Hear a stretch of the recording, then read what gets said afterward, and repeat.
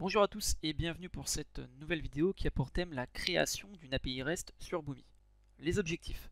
Tout d'abord, nous allons récupérer des informations dans une base de données. Il s'agit de la base de données des acteurs que nous avons vu dans une vidéo précédente.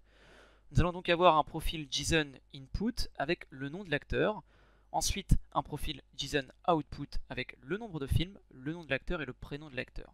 Entre les deux, il y aura une requête dans la base qui permettra de récupérer ces informations. Les différentes étapes. Tout d'abord, nous allons créer un process API. Nous allons ensuite utiliser l'API component pour déployer notre API. Enfin, on va configurer le serveur et on testera l'ensemble via Postman. Donc, on se retrouve sur la plateforme Boomi. Donc, l'objectif va être de créer notre process API. Donc, pour cela, comme pour les projets précédents, je vais créer un nouveau dossier. Dans ce nouveau dossier, je vais créer un nouveau process. Donc, new component process. Ce process-là va être de type Web Service Server, donc c'est tout en bas de la liste. Le type d'action va être Listen, car en fait c'est une API qui attend de recevoir de l'information. Ensuite, comme pour les bases de données, on va devoir configurer une opération.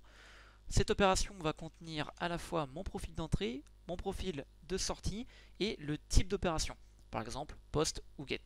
Ce qu'il faut retenir sur Boomi, dans le cadre d'un post, il faut mettre execute. Ensuite, je configure mon profil d'entrée, donc ça va être un single JSON object, car j'attends en entrée le nom de l'acteur. Donc je vais créer mon profil, je vais mettre in à la fin, donc ça va être un array repeating qui va contenir un object, donc un élément qui va être le nom de l'acteur. Ensuite, je vais créer mon profil de sortie, cette fois-ci qui va être de la même forme. Cette fois-ci, je le préfixe par out. Donc, toujours profil array repeating. Sauf que celui-ci va contenir plus d'éléments. Il va en contenir 3. Donc, à savoir le nom de l'acteur, le prénom de l'acteur et enfin le nombre de films. J'enregistre. J'ai donc mon web service qui est configuré avec le profil d'entrée, le profil de sortie, le type d'opération. J'enregistre. Si Boomi vous demande de cliquer, vous affiche une petite fenêtre jaune et vous demande de cliquer, eh bien cliquez. Ce message apparaît parce que vous avez en fait changé de connecteur et il doit reset les properties, les paramètres de configuration. C'est automatique, cliquez. Vous faites OK et voilà. Donc vous avez votre opération de départ qui est configurée. Voilà, maintenant que nous avons notre opération de configurer, l'objectif est d'aller récupérer les informations dans la base de données. Donc pour cela, si vous n'avez pas vu la vidéo qui s'appelle créer un premier processus simple, je vous invite à aller la regarder. Donc on va pour cela réutiliser des composants qui ont été créés dans cette vidéo, donc à savoir notamment tout ce qui va être connexion à la base de données. Donc j'importe, je copie-colle et j'importe mes éléments ici. Je vais supprimer cette map volontairement pour en créer une nouvelle finalement.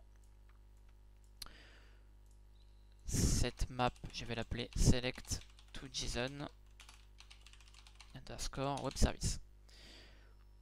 Donc, bien évidemment, voilà. Et en profil de sortie, évidemment, je vais mettre mon profil JSON de sortie que j'ai configuré précédemment, rappelez-vous, dans l'opération du web service. Out. Je vais importer. Ce n'est pas ici, je vais importer ma cross référence. Donc, tac, voilà. Je vais ensuite faire mes différents mappings, donc à savoir le nom de l'acteur vers le nom de l'acteur, le prénom acteur vers le prénom d'acteur. Et en fait, ici on a un simple lookup qui permet en fonction du nom de l'acteur de déterminer du nombre de films. Donc, nom acteur, nombre de films. J'enregistre, je relis mes différents éléments. Et là, normalement, quand l'information va transiter par le web service, va arriver ici. Sauf que ici, il faut qu'on fasse un petit peu de modification car il n'y a pas de paramètre. Donc pour cela, je vais cliquer ici. Ensuite ici, je vais ajouter un nouveau paramètre qui va être le nom de l'acteur. En fait, ce paramètre va servir à aller mettre ma clause dans ma requête SQL. Donc select nom, prénom, âge, from, acteur, where nom acteur est égal point d'interrogation, est égal le point d'interrogation va correspondre au paramètre ici. Tac, j'enregistre. Ici, je vais devoir importer mon paramètre pour lui préciser quel paramètre prendre.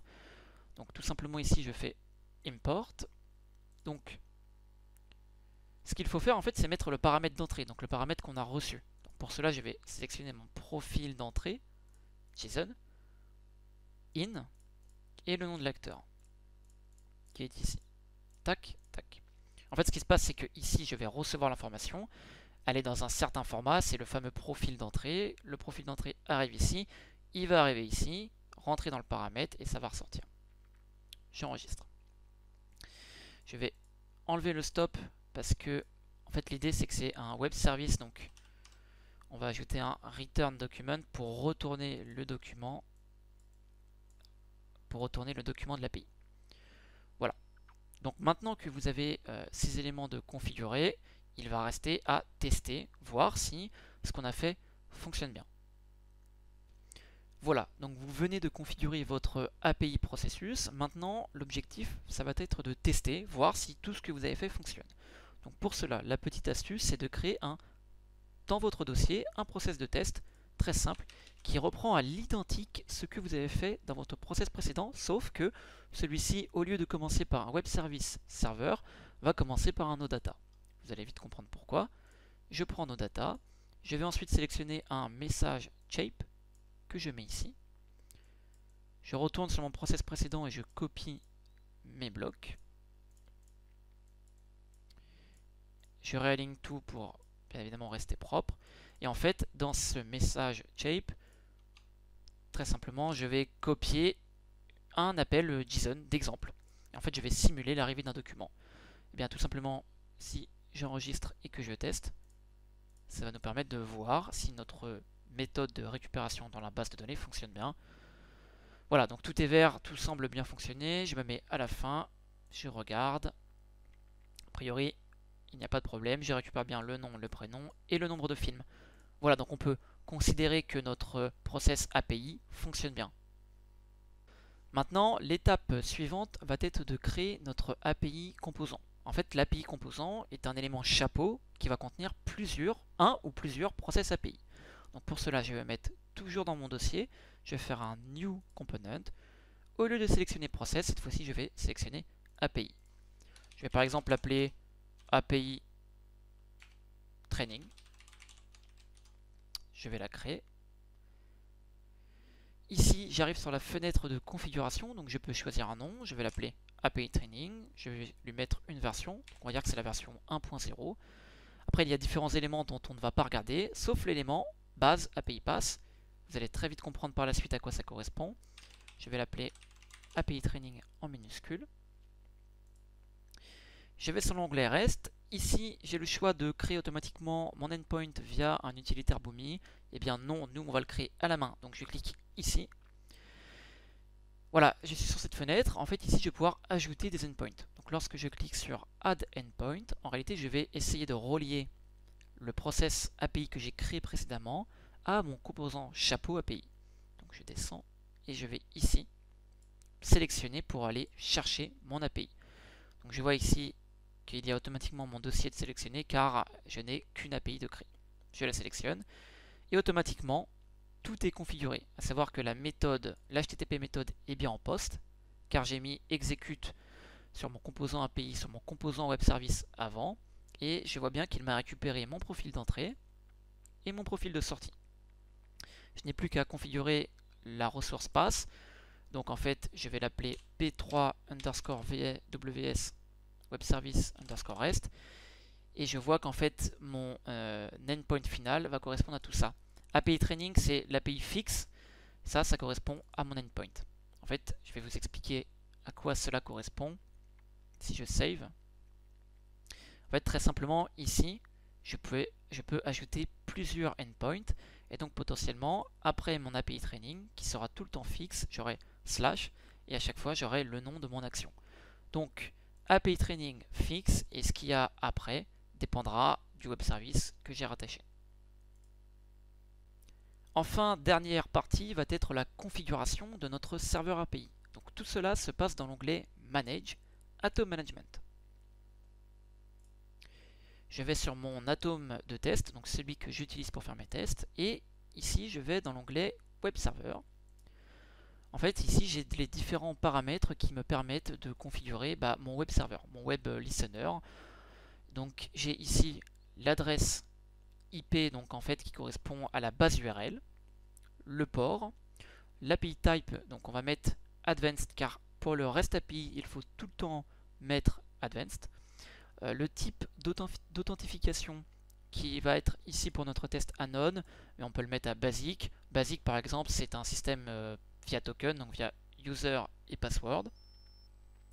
Ici on ne va pas s'occuper de la sécurité. Enfin je peux configurer les ports d'écoute, donc j'ai mis 90-90. Et après il y a différents onglets. Le user management qui permet dans le cadre d'un type d'authentification, par exemple en basique, de restreindre l'accès à certaines API uniquement à un user en particulier. Donc voilà, donc là tout est configuré automatiquement, donc c'est-à-dire qu'il n'y a pas de sécurité sur mon API et la personne qui souhaite se connecter à mon API peut potentiellement accéder à toutes les API. Donc c'est pas recommandé, ce n'est pas à faire en production, mais pour cette phase de test en tout cas ça ne posera pas problème. Enfin voilà, donc sur Postman je n'ai plus qu'à mettre l'URL, l'adresse IP privée que j'ai vue sur l'onglet Atom Management, et ensuite je mets l'ensemble de bases URL, enfin l'ensemble d'actions que j'ai vues lors de la configuration de mon API Component. Je vois que quand j'appelle avec le nom du jardin, le retour dans le body de retour, j'ai bien le nom de l'acteur, le prénom de l'acteur et le nom de film. Tout cela est normal parce que j'ai fait un return document. Donc en fait, l'API me return le profil JSON out que j'ai défini. Donc je n'ai volontairement pas parlé de l'étape de déploiement qui fera office d'une autre vidéo plus complète. Mais voilà, donc avec cet ensemble d'étapes, vous pouvez configurer rapidement et simplement votre première API REST.